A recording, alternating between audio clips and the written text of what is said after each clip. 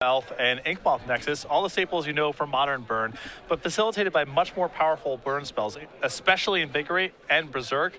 Sperling is actually playing a main deck copy of actual factual Giant Growth from Alpha. This deck can also win from a base of no cards in play, as it can crop rotate for Inkmoth Nexus at the end of the turn and then go off from there. Yeah, Matt Sperling definitely the beatdown in this matchup. He wants to get the game over quickly. VD wants to disrupt Matt Sperling any way that he can. So VD starting off the action with a Deathrite Shaman, off an Underground Sea, and a Polluted Delta. Matt with a Noble Hierarch and draws Inkmoth Nexus. Noble Hierarch, the one non-infect creature in Matt's deck. Noble Hierarch serves as mana acceleration and is a pump spell. It's kind of a dual purpose here. And the rough thing for VD in this matchup is that a lot of his removal spells, Liliana the Veil and Abrupt Decay especially, provide no resistance against Inkmoth Nexus. Yeah, the Inkmoth Nexus is going to be Matt Sperling's most reliable source of damage. He does have this Blighted Agent in play, but VD's deck full of answers to that. He has 2 Disfigure, the 3 Abrupt Decay, and I said full of, actually just 6 answers total, one of which is a Liliana of the Veil, which is going to require some hoops to jump through to actually kill that. So VD's brainstorming here at the end of Matt's turn after Matt played Blighted Agent. He attempts to sacrifice his Blue Delta to shuffle away with a Brainstorm, and Matt comes prepared with Stifle. That is a singleton in the main deck. Matt's deck full of one-ofs and spice. Yeah, this Tom Ross's build of this deck also had a bunch of one-ofs. He actually was playing 1 copy of Nature's Claim in the main deck. Matt has removed that for what appears to be Giant Growth. Giant Growth, it seems like a better fit in the Infect deck. It's at least more on theme. So VD did not get to shuffle his deck, which might leave him a little stifled, so to speak. He does have another fetch land, so he only gets to shuffle away 1 of the 2 cards he put back with Brainstorm. And you can see that right now VD is armed with True Name Nemesis, but as powerful as that card is, if he casts it here, he might simply die. Yeah, that is one of the strengths of an Infect deck in a format like this. Infect is basically getting to play unfair here. One of the hurdles that people have to deal with in Legacy is getting around True Name Nemesis either by answering it or not caring. Here, Matt gets to not care.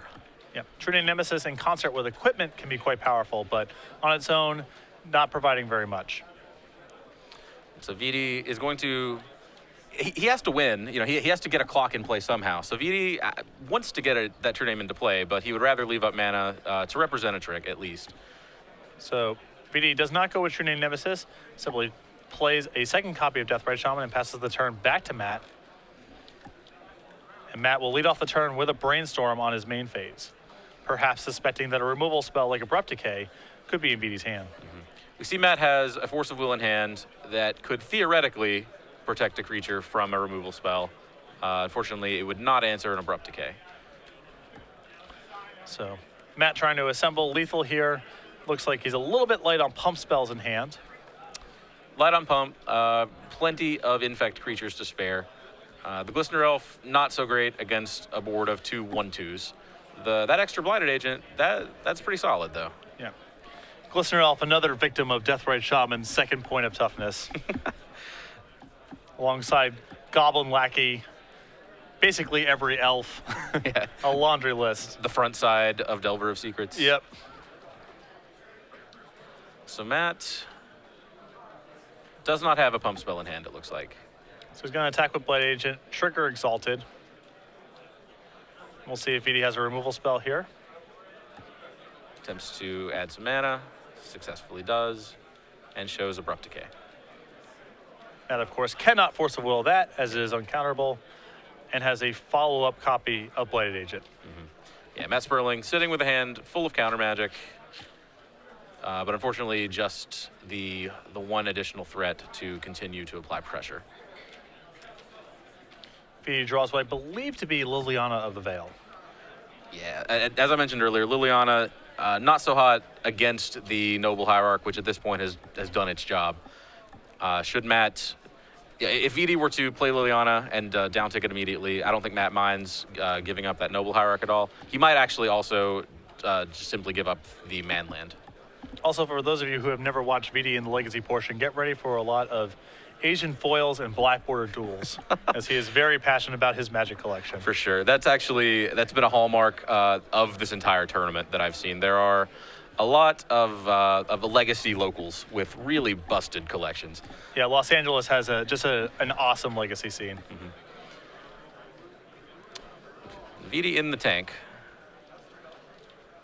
There's only one more land in both graveyards, so he's being very thoughtful about this Death Right activation, as this may be the last mana it makes for a while. And VD goes with Liliana of the Veil, and Matt with Daze. As you mentioned, that untapped Death Right Shaman cannot make mana. And Daze successfully resolves. So VD left with, I believe, just a True Name Nemesis.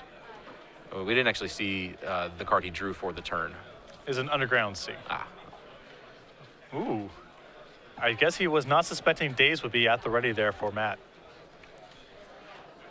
Plays the land post-combat and passes the turn back.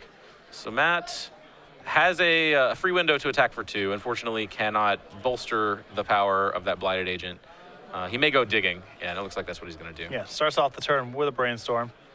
He looks loath to use that Windswept Heath if he can avoid it, because that gives VD additional mana. So finds that Glistener Elf, which again is not going to be so hot a threat against the 1/2 walls, and is going to shuffle it away, as well as it looked like an additional piece of counter magic. So it puts back Tropical Island and Glistener Elf, and Sperling keeps Tropical Island. I'm guessing he is considering if he wants to ponder now and use the ponder to shuffle, or to shuffle and then ponder. Yep, so he decides to crack the Windswept Heath, finds a Trop. So Matt is looking for basically anything to pump his Blighted Agent.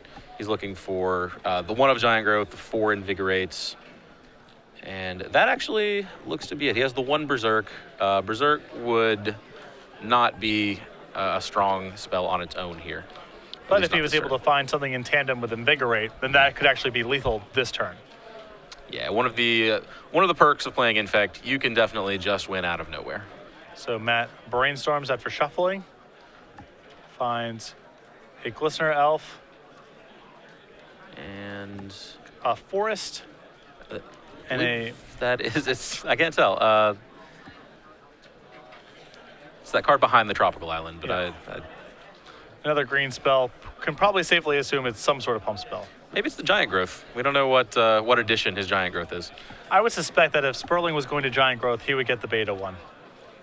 He's that kind of guy. Fair enough. And just swings for 2. Sends in with Blighted Agent, announces the Exalted trigger. Vidianto goes up to 2 poison.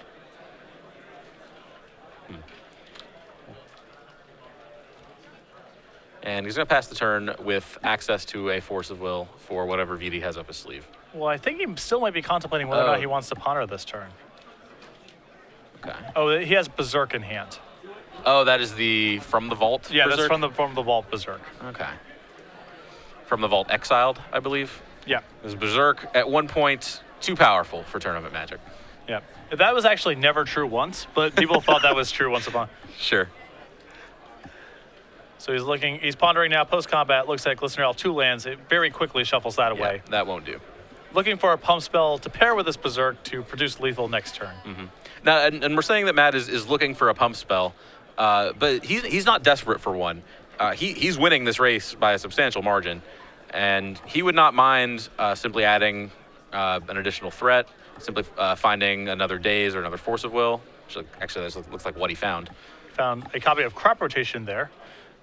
There are obviously 4 copies of Nexus in Matt's deck, alongside 2 Pendle Havens and 1 Wasteland as Crop Rotation bullets.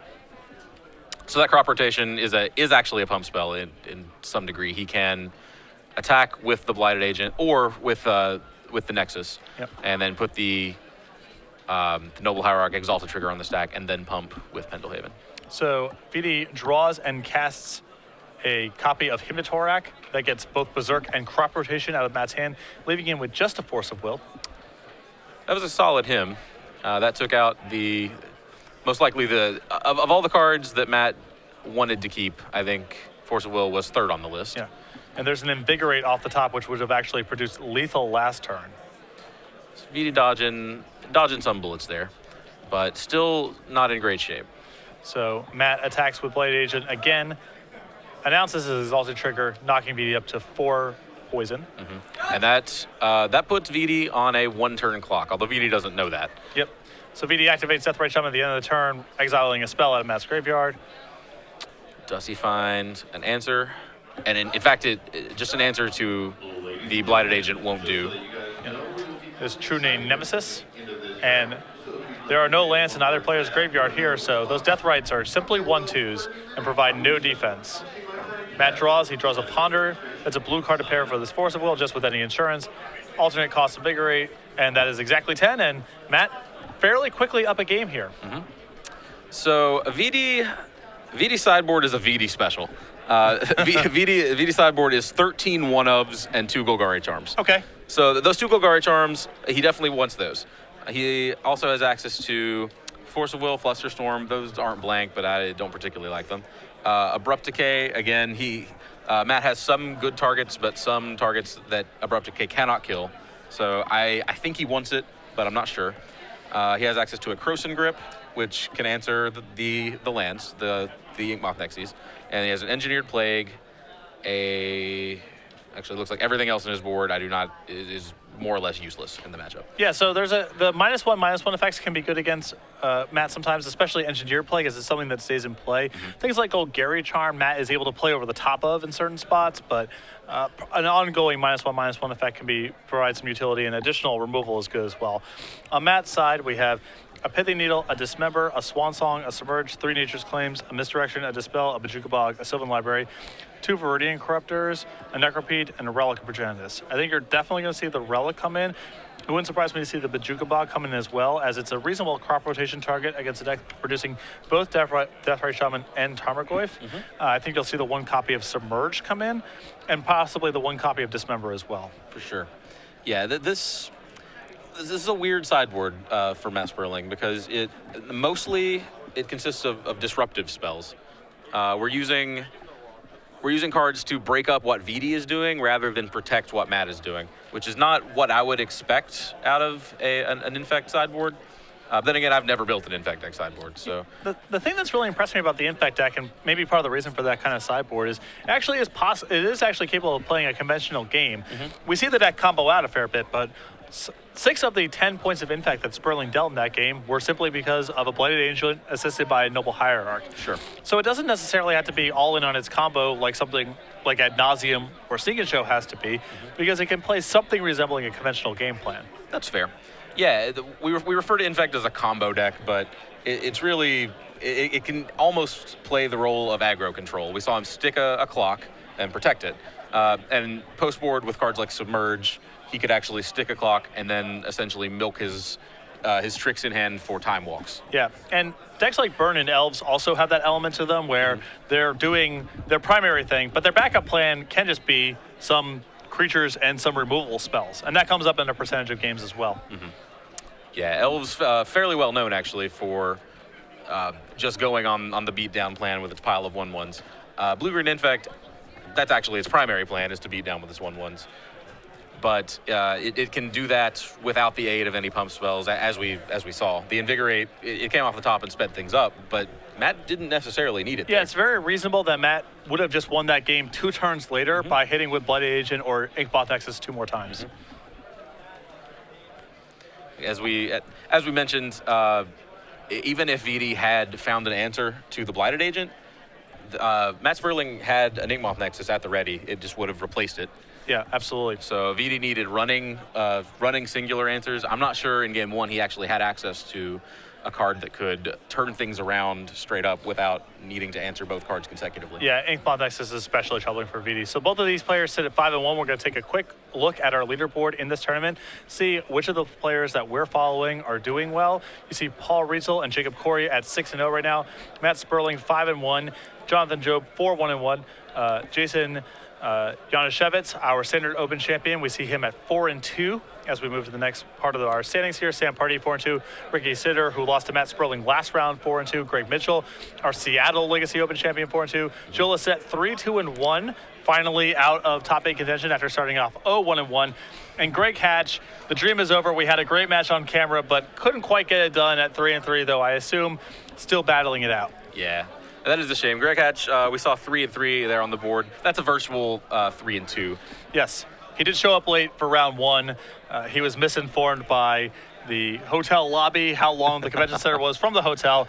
I saw him come bounding into the convention center, still soaking wet from the shower he just took, claiming he was misinformed about how long the walk was, but took his loss and was really excited about playing the deck, and not the best afternoon for it, but his match on camera that we had in round 2, or round 3 rather, quite memorable. Mm-hmm. Yeah, I was very excited to get him on camera. We actually, the round after that, we saw Jonathan Job on camera. And yes. So there are a lot of, I guess this is kind of just going to be a true statement about any Legacy Open, but there are a lot of really spicy decks in the room. Jonathan Job playing a food chain combo deck. We actually, I just got a deck tech recorded with him, so I would expect to see that at some point. Yeah, I brought this up a couple times on the broadcast. I think Los Angeles is just America's best Legacy scene. The amount of interest on the local level, 60, 70, 80 person cash tournaments are not uncommon in the Los Angeles and Orange County area. There's a lot of people who specialize in the format, and Joe Lissette and Jacob Corey are near the top of the list in terms of people, at least from the Open Series, that you associate as being Legacy players, and you regularly see them travel to these events and do quite well in them. For sure, yeah, and not just travel within the region, not just on the West Coast or even on the western side of the country. You see Vidi at East Coast events all the time. You see Joe Lissette fairly regularly, traveling all around. Yeah, these guys are hungry to game. Yeah, the New Jersey Grand Prix in November, I assure you that Jacob Corey and almost certainly Joe Lissette will be out there. Oh, yeah. We get game 2 on array, Vidia on the play. And you can see, even with a strategy that has quite a bit of removal in it, as Bug Delver does, a deck you would assume would be very equipped to break up what Matt's doing, still quite challenging. Sure, yeah, there's always the issue of matching your removal spells to the threats that Matt Sperling is going to present. As we mentioned, Abrupt Decay can't target lands. Liliana of the Veil not going to be effective if there's a Noble Hierarch in play. Disfigure on the wrong end of a combat trick on occasion. Afterboard, VD is going to be a little more prepared. He has kind of trumps in a sense, like Engineered Plague, but again, only a one of. VD's going to lead off with Delver of Secrets. So a good opening. It's important for him to be clocking Matt here, as Matt, given all day, will be able to assemble hands that can go off over the top of whatever removal or disruption VD happens to have. Sure. The hallmark of any Delver deck, we see the actual namesake Delver of Secrets, but just cheap clocks in general. Tarmogoyf, Deathrite Shaman, kind of a clock in its own right. And in game 1, VD did not get a chance to get a real clock established. So VD misses on his Delver flip after Sperling simply plays a Tropical Island, passes. VD with an Underground Sea and a second copy of Delver of Secrets. Often when you see turn 1 Delver, turn 2 Delver, you can expect a Brainstorm or a Ponder to set them up. I don't believe VD has access to that, so he's hoping to flip him blind here. Yep. So Matt contemplating whether or not he wants to Brainstorm here at the end of VD's turn. You can see he has Inkmoth Nexus, Invigorate, and Berserk, so that is lethal. That is 10. Yeah, that's 10 starting on turn 3. Now, if those Delvers flip, he's got to get through some blockers. So Sperling does decide to Brainstorm, deciding that his mana is going to be a little bit tight here. Picks up a Noble Hierarch, an Inkmoth Nexus, and a Wooded Foothills off the Brainstorm. What's he looking for when he casts a turn 1 Brainstorm? Force of Will, I guess? I think the expectation is just that he's going to be going for a very early kill, and he may not have a mana left over for the rest of the game. Fair, okay. That would be my guess. I mean, he also needs to find a third land here, because if he's going to go with Invigorate plus Berserk on Inkmoth Nexus, that requires additional mana. Sure. Okay, and that was, I guess, the missing piece. Yeah. Which he did find in the form of a Wooded Foothill. And a turn 2 Inkmoth Nexus and a Blighted Agent. So now Matt Sperling has lethal next turn, even through a flying blocker. Not that VD has any. Yeah. VD finds Wasteland. Now, Wasteland is an answer to Inkmoth Nexus. But it's unclear if he's going to have an answer to both Nexus and Blighted Agent. Vidi is not going to leave up Wasteland anyway. He's going to go for Engineered Plague. That's, as we mentioned, a bit of a trump. Although he has two choices. You know, he can either kill the Blighted Agent or the Nexus, and whichever one he doesn't kill is threatening lethal here. Yeah. So we're going to find out what this Engineer Plague is about to name momentarily. Matt, with Days in hand, deciding if he wants to actually fight over this. And I would expect him to. I suppose. Well, actually, having said that, again, it doesn't actually matter which creature dies because the other one is still lethal. And Matt would actually like to keep that Daze to beat a potential Daze or Force of Will from Vidi. Yeah. Sperling really mulling this one over. Mm-hmm. It's something you see a lot in Legacy when games are kind of shortened, truncated, I suppose, because this game is only going to take 3 turns, and so every decision kind of becomes amplified in importance. Yeah, so the Engineer Plague names Rogue, takes down the Blighted Angel, and now I suspect we're going to see Matt go for it with his Daze back up. He almost looks like he would like an excuse not to, though. Yep. So any Mod Nexus comes in, here's Invigorate.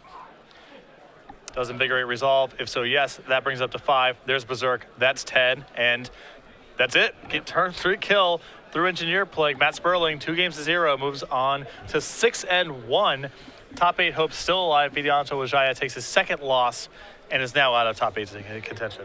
Yeah, that was brutal. Vidi, we saw him yesterday make it all the way to the semifinals. Mm-hmm. Vidi throwing burn at people's faces yesterday and this morning. Matt Sperling kind of throwing burn at people's faces today in his own way. It's a different sort of style, sure. Yes, but the blue-green, in fact, I understand that it's definitely charming, but I think it may actually be an under-respected archetype. We had Tom Ross finish in the top 4 in Atlanta with this, really only succumbing to basically 21 mana pieces of interaction, and Umezawa's Jitte, well, that was finally what it took to stop this. But even Vidi, who you would probably classify as a reasonably prepared opponent, was never really competitive in these games. No.